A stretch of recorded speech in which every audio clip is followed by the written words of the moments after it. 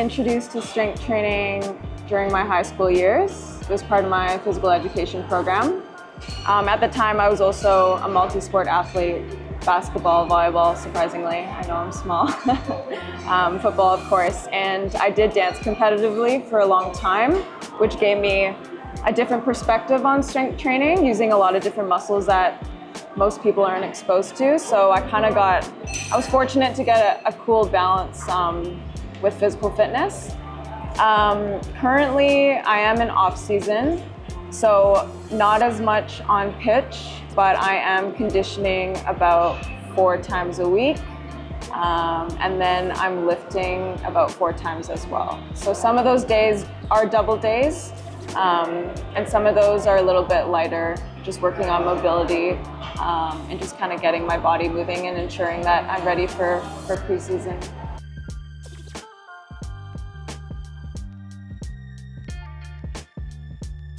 I'll use this national team camp as an example. I haven't played an 11-a-side game since mid-April. I've been in off-season for quite some time now. And just, being able to go through intense workouts on my own just makes it so much easier once I get into the team environment and to be able to handle the load of national team training. Of course, there are things that are hard to replicate on my own. Some of that team stuff and that football stuff you're doing in the team environment. But I feel good, and I feel like I did as much as I could to prepare on my own. And yeah, it just makes that transition a lot easier the fitter you are, of course. Obviously, the older I get, I know the recovery is slower for me especially, and I've dealt with some chronic things for a long time, so I know that I need to put in the extra work, and I know that that's just going to help with my recovery and help sustain my career in the long run.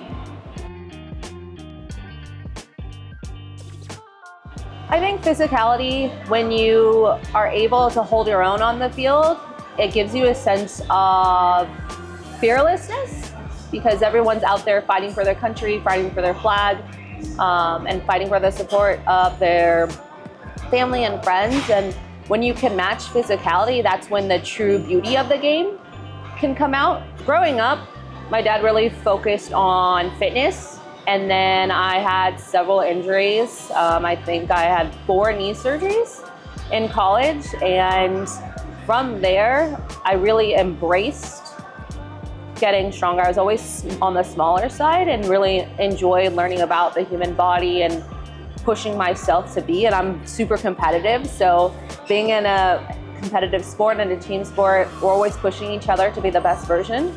And I think just being able to challenge myself with 1RMs and getting as strong as I can to be healthy has allowed me to play for as long as I have. Really focusing a lot on core and my ACL prevention as much as I can. And then in the off season, a lot of glutes, a lot of lower body, quad strengthening, hamstring, but also upper body is important to make sure you can body people off the ball as well. So I'll throw in a little bit of that as well. Nowadays, everyone's fast, everyone's strong, and it just gets faster and stronger as the level goes up. So I would say physicality plays a massive part in how effective you are on the field.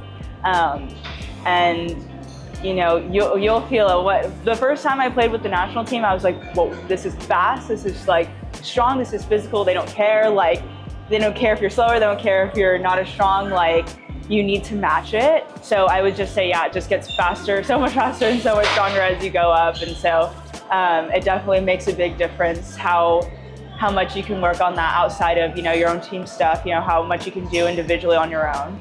The help of my S&Cs really made a big difference for me. I've worked with so many great, strength and conditioning coaches, both, with this national team and with my club teams, and with S&Cs I've worked, from my youth.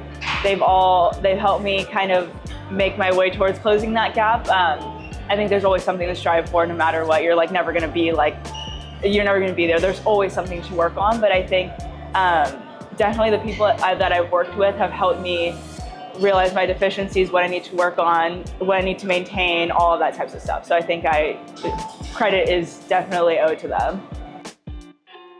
I started seriously thinking about lifting in college because that was the norm. You lifted 3 times a week, 2 to 3 times a week, depending on what stage in season you were in. And that was paired with practice on the field, doing stuff like that. So I think I seriously started to be like in the gym in college, and that was when I was 17. So that was, I feel like, pretty late in the game nowadays. Like nowadays, athletes are lifting when they're 13, 14, 15, which I think is beneficial to them because they can get the coordination down, kind of get the movements down and build strength. Nowadays I'm in the off season, so I'm in the gym 3 to 4 times a week working on my strength. So I think it's super important not just for strength, but explosiveness, range of movement, all that types of stuff. I think it's so beneficial. Yeah, with the foreign-based players, especially those who were called up, yes, I would say, even I talked to them, their strength environment in gym is like around 3 to 5 times. The frequency is 3 to 5 times a week.